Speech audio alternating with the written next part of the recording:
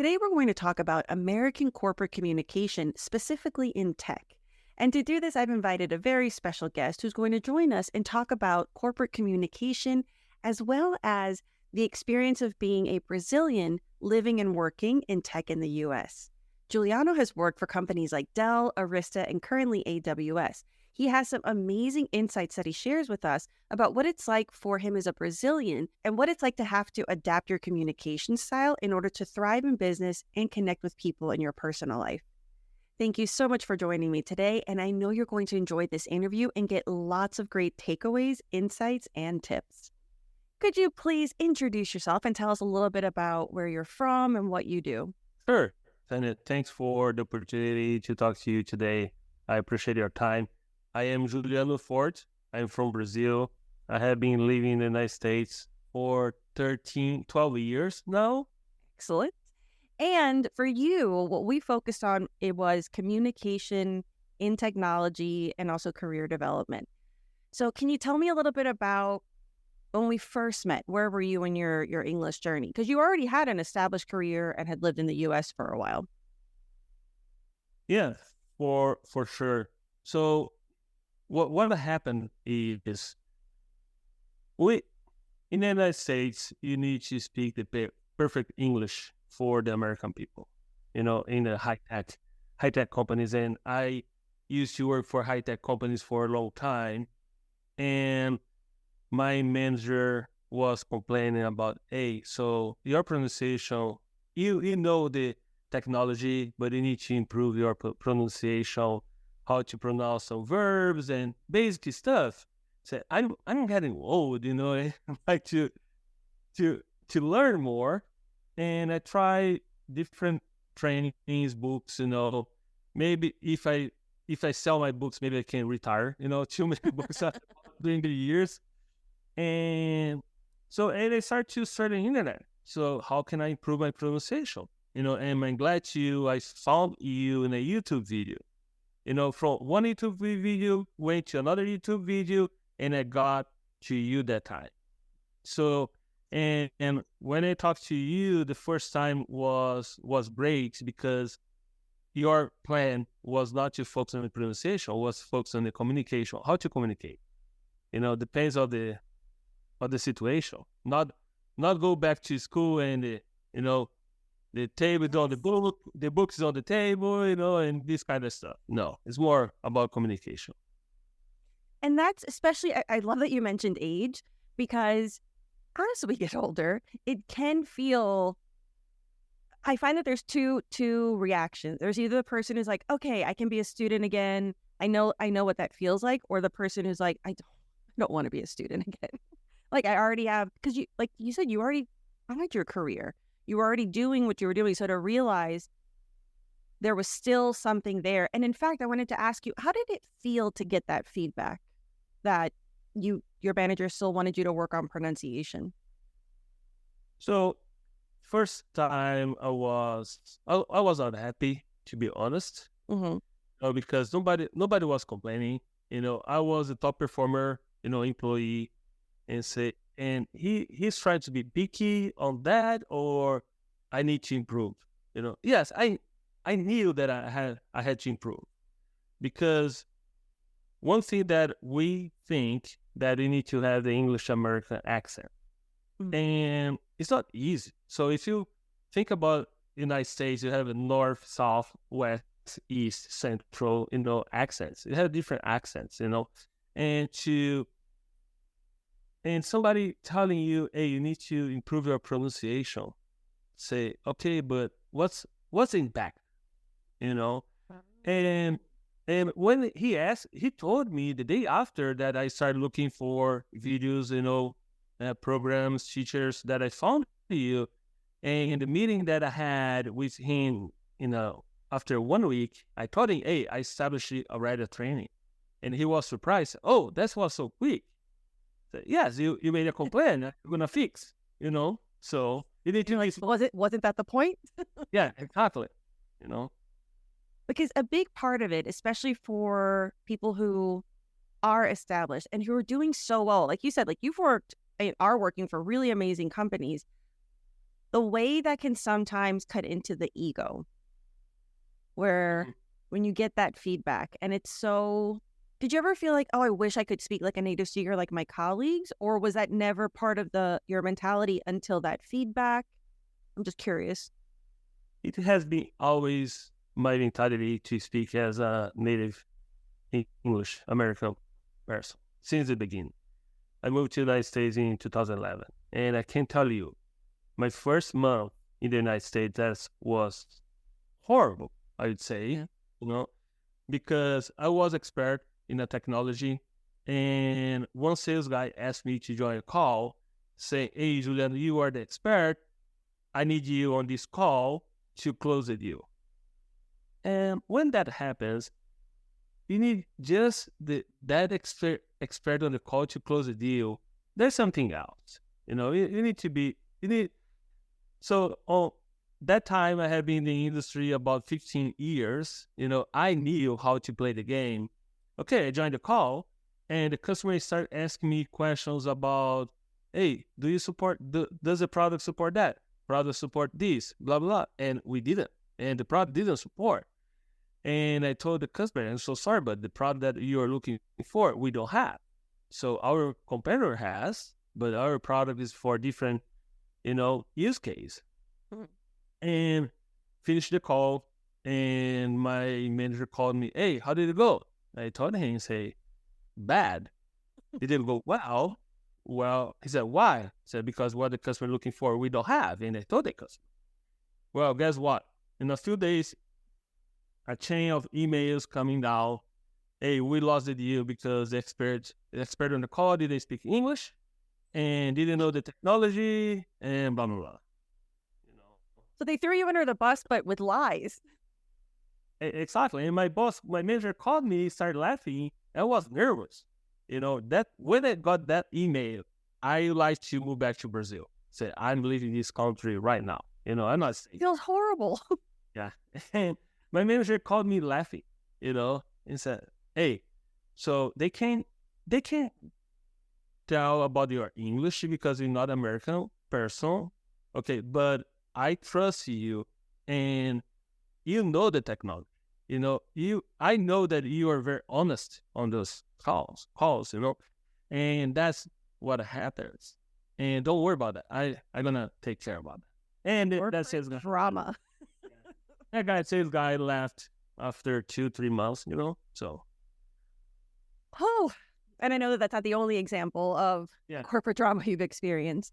I have, but yeah, just once every week. Okay. Oh man.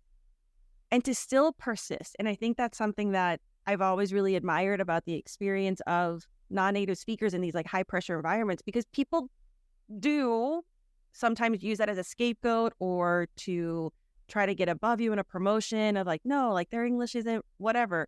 But for you, and I'm so glad you said the phrase play the game, because that was a big part of what you and I worked on together, was playing the game, because you are very honest.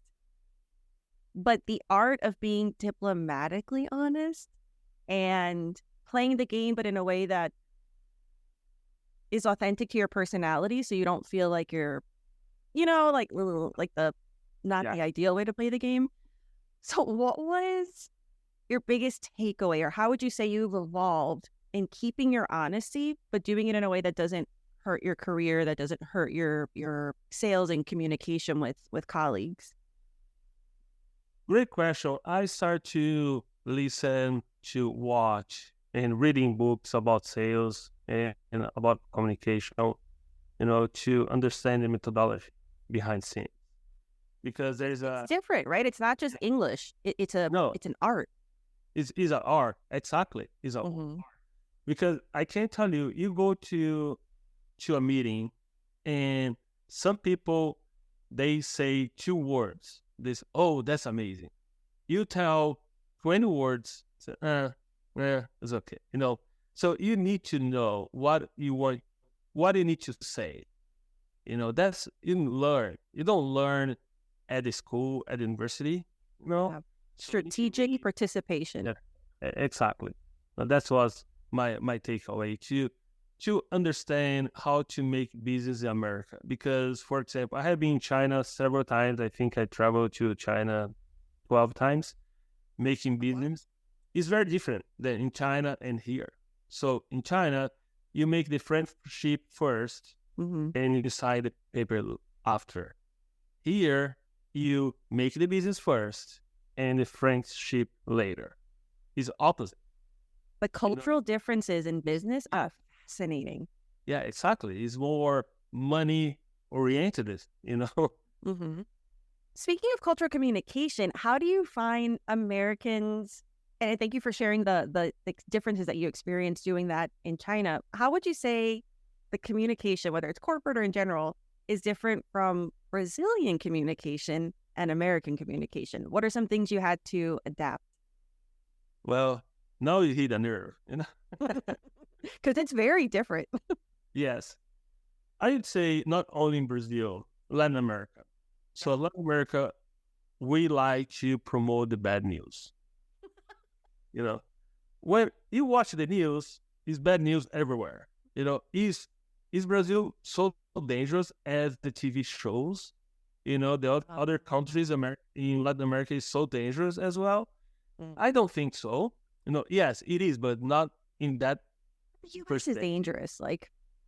Yeah, exactly. If you go to some place in the United States, I was in a meeting with a customer that said, hey, do you know that building is the most dangerous place in the United States? FBI is there almost every week. You're like, why are we having our meeting here? Yeah, in the Northeast.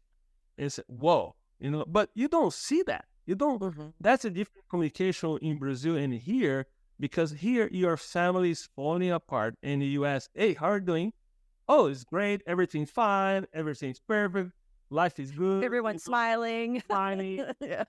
And in Brazil, hey, how are you doing? Oh, I got divorced and blah, blah, blah. And you start, you start telling what's not going well with you. Here, you covered. Yeah.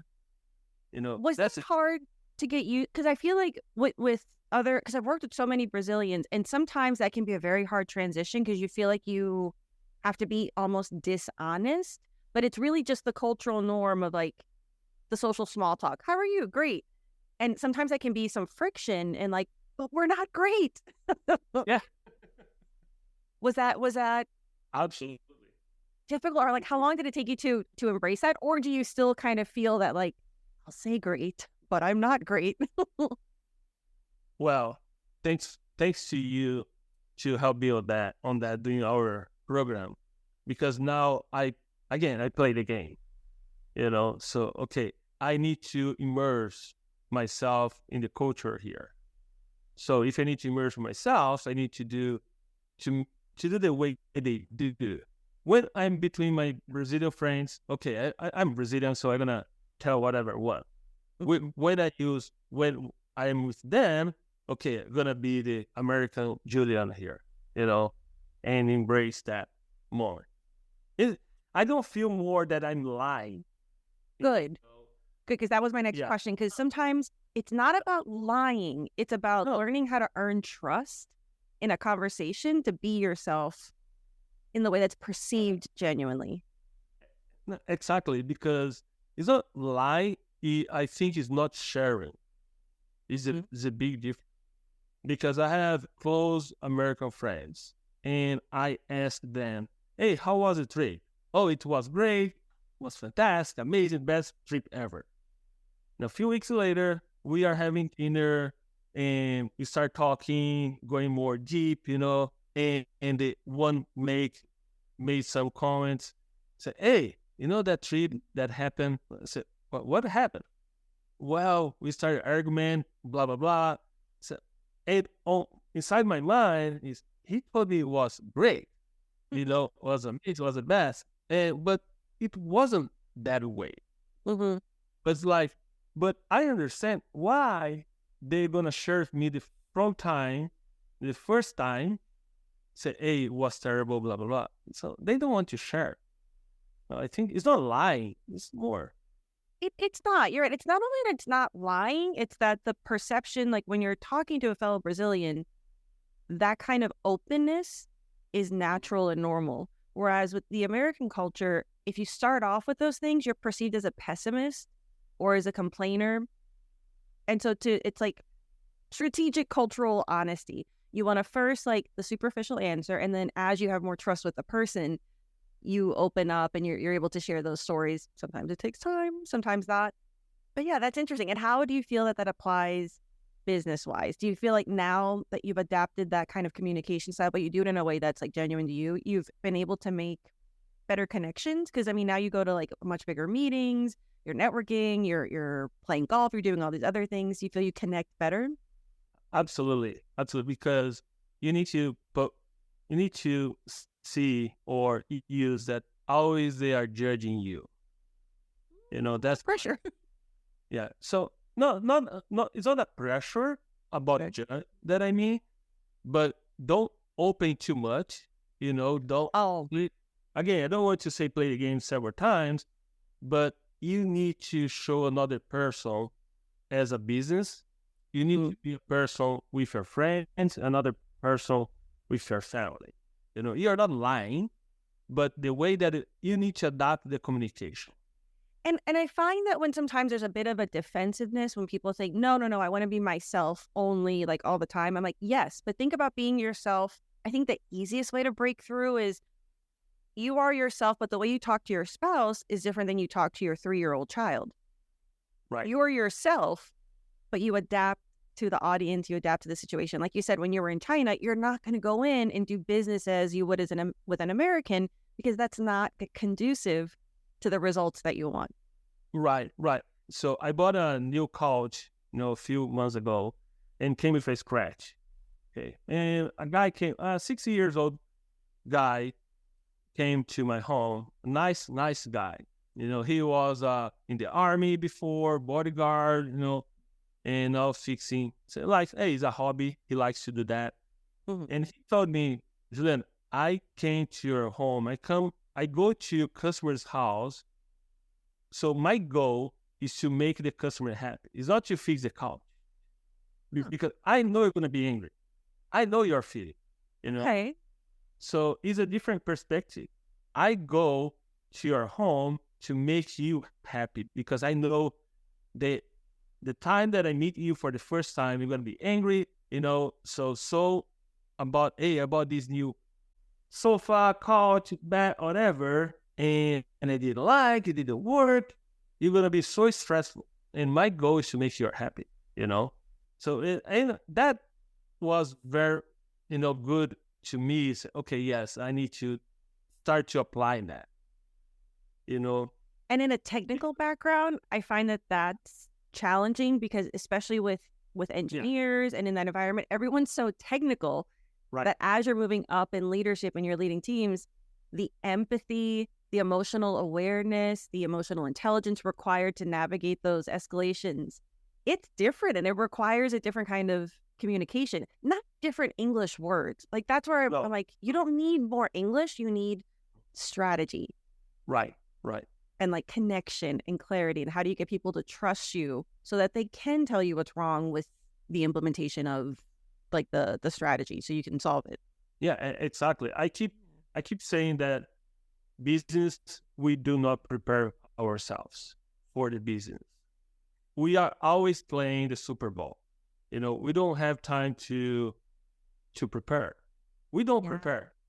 So for example, for NFL teams, they practice for a week to play on Sunday, for example. Mm-hmm. They're practicing to do the same on Sunday. Mm-hmm. When you have a meeting, how many times do you prepare before the meeting? It's almost zero. Okay, that's actually a very interesting perspective because that's also a struggle of like where other people don't prepare. I think as a non-native speaker, there is an extra level of preparation that you have to make time for, even if it's something as simple as like, how do you open the meeting or transition? If like, how do you get people to get back on the subject? Do you have any tips on how to flex that muscle or to prepare in a way that fits in with all the technical stuff that you're learning at the same time? Absolutely. So when I have a meeting, if it's a strategic meeting, it's a daily meeting that we talk to the people all the time. It's very different. But when I talk to the customer, I try to understand, okay, who's going to be in the meeting? I go to LinkedIn profile, say, hey, what that person likes, or Facebook or Instagram, try to get more information, and for example, if I have a meeting on Monday morning and has golf or NSL or whatever that's very important on Sunday games, I try to get more information about that because I know they're going to bring up something about that. Hey, did you see the game yesterday? Oh no. So you finish the conversation. You end the conversation. So okay, that's what you're saying there, and I'm so sorry for interrupting, but I'm so excited because what you're preparing for is the small talk. And I think a lot of people think they have to prepare for the technical stuff, but the small talk is what sets the entire tone, the trust, the relaxation in yourself and the confidence. So that's amazing. So like a little light stalking. Yeah. Appropriate It's to break the ice. Mm-hmm. Because they're gonna throw curveballs in you. Yeah. You're gonna be tough. Mm-hmm. So technically, okay. Also, you need to be prepared. Don't go there. You don't know what you're gonna talk. Of course, but this is a supplemental tip, something they wouldn't expect. Exactly. Yeah, exactly. But if you make connection in the beginning, it's much, much relaxed and easier to communicate. Even you make mistakes in the English grammar, because I have heard high level people making mistakes, in English. Everybody does. I do in Portuguese. Mm-hmm.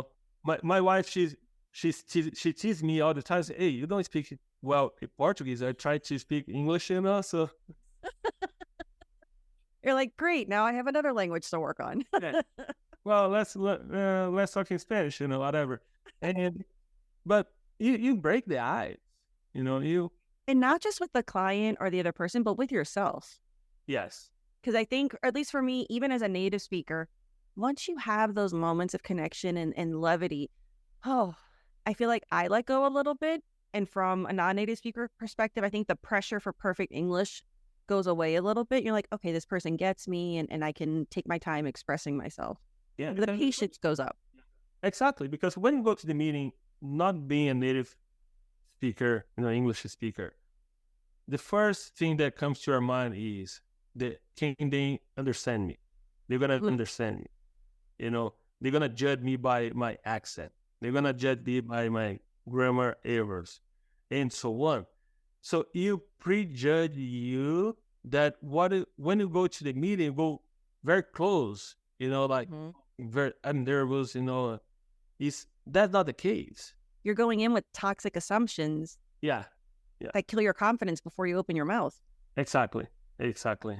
So is there anything that you do, or was it just feeling more comfortable by doing that you were able to, or maybe you still do? I don't know. Do you still feel that way sometimes before a meeting, or do you catch yourself and how would you get yourself out of that? Well, I feel that way when somebody make a comment. Somebody makes a comment, I feel that way. Comes back to me, again, this kind of stuff, and a little depressed. Say, hey, I have invested a lot, and I know it's working, but you want to be perfect. Mm-hmm. But how do you? Because when we started, that was a big thing. But I feel like I'm really proud to see that you've let that perfectionism go a lot.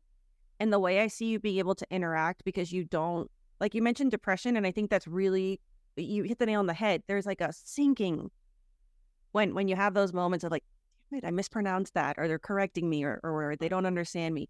But I feel like you don't fall as deep anymore. You just keep going.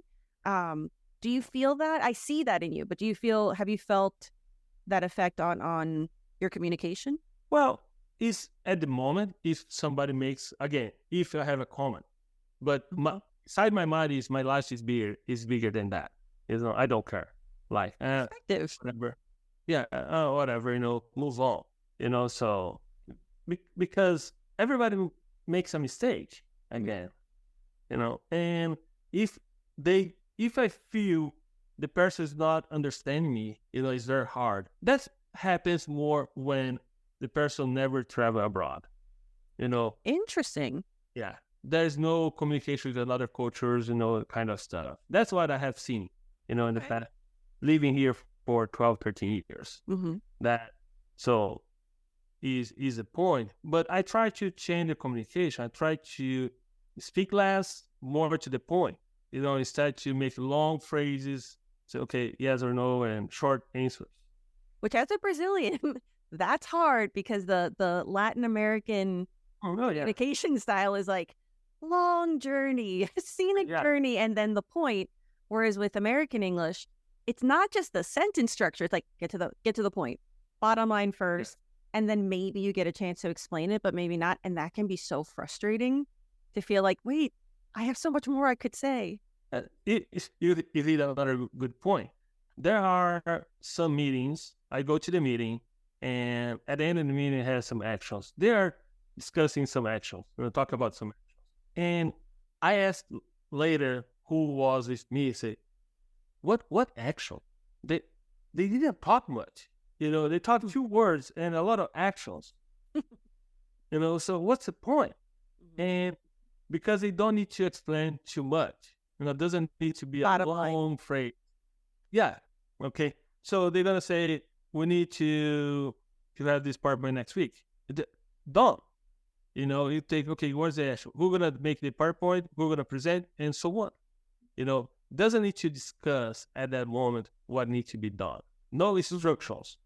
I feel like, and tell me if you agree. I feel like Americans in corporate English, we communicate like we're talking in bullet points. Yes. And versus like the novel approach of Brazil or Latin America, I find. Yeah. We're just like little robots. We're like, no, point, action. Okay, goodbye. Right. Yeah. That's another good strategy. Is only bullets. So if you think about it that way, because I feel like visually you see bullet points regardless of your cultural background, that can help. Like, okay, what would I say if this was a bullet point? Or if you have an idea, how would I do 3 bullet points about this? And that can help you participate in a way that translates better. But most importantly, even if your idea isn't taken, as you and I have experienced and experimented with, it's the participating in the meeting that leads to promotions, that leads to being asked on teams. So a lot of times people will stay quiet, like, well, I had nothing to contribute. I'm like, contribute something. Right. You have to voice, you have to show up. If you want the promotions. Right. Well, I would say you need to show up in time to make visible for people. Not only for promotion, but they're gonna recognize you the next time. Because one thing, because I can't talk to 1,000 people. If I see the person again, I know who he is. Mm-hmm. Maybe I don't remember the name, but I know I talked to him. One thing that I don't like. Well, here, not that I don't like, it's different. You talk to the people 10 times, and the next time, like, who are you? I hate that. I'm sure I've done it, but like, I know what you mean where you're like, who am I? We've like had coffee together or so whatever. Like, yeah, like in the neighborhood here, when you have something together, you met the person before, and you come to the house, the neighbor's house. Hey, nice to meet you. Say, dude, I talked to you, the last, neighborhood meeting or whatever. How come you don't know, That's not an American thing so much as I find that's a certain personality. And I don't know if they have bad facial recognition or they're being snobby or like whatever the issue might be. I think that also speaks to perception. Like you mentioned before, when you go into a meeting and you already assume everyone's judging you. When it comes to those moments, I find, okay, I can assume this person's a jerk. They've obviously met me, or they're going to judge me because of my English, or make something else up because technically we made that up. Assume something different, like that person did not sleep well last time we met and they don't remember anything, or everyone's going to love me in this meeting. It's equally as false, but to pick the assumption that builds you up so that you can communicate better goes a long way. It's not lying to yourself. It's just creating the reality that lets you thrive. Assumption bias, I think the hardest one, make assumption, but it's totally different, You can use it in an empowering way. Yeah. Is it the assumption bias? Typically, when we talk about that, it's always negative. Right. So I try to pivot that and I'm like, okay, what bias can I assume or what can I have that will actually make this, whether it's a more productive conversation or honestly just more pleasant for myself? At the end of the day, sure day. That's a good point. That reminds me when I moved to the United States and I learned not in the hard way, but so you walking inside the office and one person passed by you, say, hey, how's it going? You try to answer. The person is a mile away already. Like they don't care about me. Yeah, exactly. In Brazil, say, hey, how's it going? You stop, talk. Hey, want a coffee? Let's talk. You don't know. Like, or you say in Brazil, hey, hi. In past, we don't ask a question. Here, they ask a question. Hey, how are you doing? And when you try to, hey, I'm doing well. I went to, to the lake. No, they are far away from you already. It's like a hi. Yes. So that's where when you realize, oh, it's not something to be taken personally. It's just a weird way we say hi. Yeah. Like you can breathe. Okay. But you don't see that on books, Oh, no, prepared for that when they come here, and I feel like it's such a culture shock and it feels so bad. Yeah, like one thing that I love here is when you go to the drive-thru, somebody pays for you or you pay for somebody else. Hey, you're gonna say, yeah, that's for me is amazing. But I was living in the United States for 6 months. I dropped my wife to the airport. I came back. I stopped by in the grocery store to buy a box of cereal that time. And one lady, I remember like today at Target. So she was with a grocery store, the cart, on the cashier. I was behind her. And she said, can I pay for it? I said, no. Can I pay for you, please? I said, no. Sir, can I pay for you? I almost opened my wallet and said, hey, I have money to pay the box of cereal. I'm not asking you. But you're like, is it my outfit? Like, why are they? Yeah. Well, I was dressing my winter coat and, boots. So, oh, well, do I like you? What vibe am I giving off? Yeah. And I said, no. She said, okay, whatever. And because she started laughing. And I pay after. I stay for 10 minutes, to get through. And I asked somebody, I don't remember who that time, and say, hey, that situation happened to me. Oh, it's normal. Your time is valuable. She wants to pay for you because like $2, $3 to you go home, you go where you need to go, So instead of waiting for her to pay all her, grocery, and that's what the case. So, okay, now. Like, oh. So like I was, yeah. Like I was in the grocery store, old lady, like to buy some cigarettes, and she didn't have enough money. I told the cashier, yeah, don't worry. So put on my account, like I pay everything, doesn't matter. So you contribute, that's I love American, that help each other, So when you have a disaster or something else, we like to help. Especially in tight-knit communities. Yes. Okay. Oh, I like that. So we had the pros and the cons of the American cultural. Pros and cons. Yeah, absolutely. So, okay, I love that. To wrap up and to bring it back to corporate communication, what would you recommend for other engineers who are trying to climb the corporate ladder and are really good at the technical part, but now they need to learn the leadership communication part? Do you have any tips on whether it's strategies or mindsets that they can work on? Yeah, so I don't want to be biased because I'm talking to you, so I would say, hey, so go talk to Tanya because that I have talked to several people, tried to reach you, talk to you and buy the program.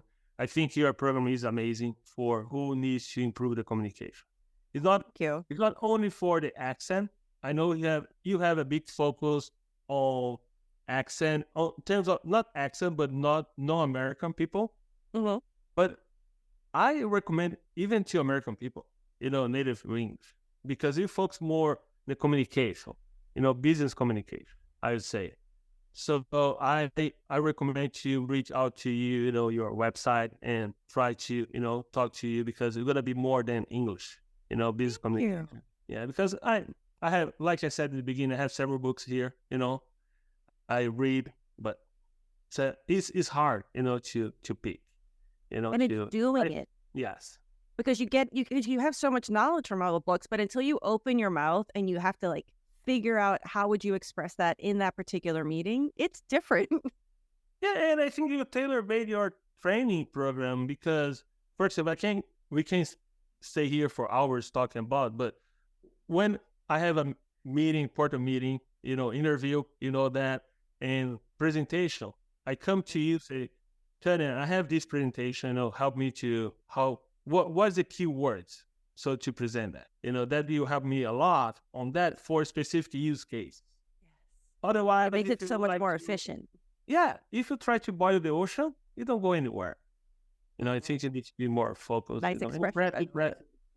Press it, and pick the right training, the right person to help you to make that happen. Otherwise, you spend your money and don't go anywhere. Yes. To take what you said, I would say for the pronunciation part, for other engineers who are getting into leadership, clarify the high frequency words. Like the words that are really important for your technology and for your company, make sure you're saying those really well. But like you said, like don't go and try to relearn English. Really focus on communication strategy and using that in a way that makes you feel good. Because it's I know we say playing the game, but sometimes that connotation can be a little negative. But it's how do you play the game where you feel good, where you still feel like, because I feel like you still feel you're very honest, you're very direct, but now you do it in a way where people listen differently, people take it differently, and you're able to really move the needle on the projects that you're working on. Yeah, no, that's great. The company that I work for, we had the leadership principles. Mm-hmm. Every meeting, the leaders, they're talking about, not about, hey, do you know that leadership principle? No, they're saying key words from that leadership principle. If you're at AWS or Amazon, anybody listening, memorize those, say them every day, live, breathe, sleep leadership principles. Yeah, that's our Bible. And it's not just lip service, because I've studied them as well, because I work with a lot of people from Amazon. It's the spirit of it, really like take advantage of the fact that they're making you memorize these and really internalize how that can make you a better communicator. And it makes sense. It's not making up. So they're very practical. I need to learn that, but when I leave the company, I'm not using more. No, you can use those leadership anywhere. You can use in your personal, if you're a family, in your business. It's very, very good. I think it has been well done. Well done. Well, thank you so much for your time today. Make sure to check out the notes for this episode to connect with Juliano on LinkedIn and learn more about leadership and generative AI and other wonderful tech news. Thank you. Thank you, Tanya. Appreciate it. If you're interested in resources like online courses or one-on-one coaching to help you build your business communication, make sure to go to tanyasuarez.com.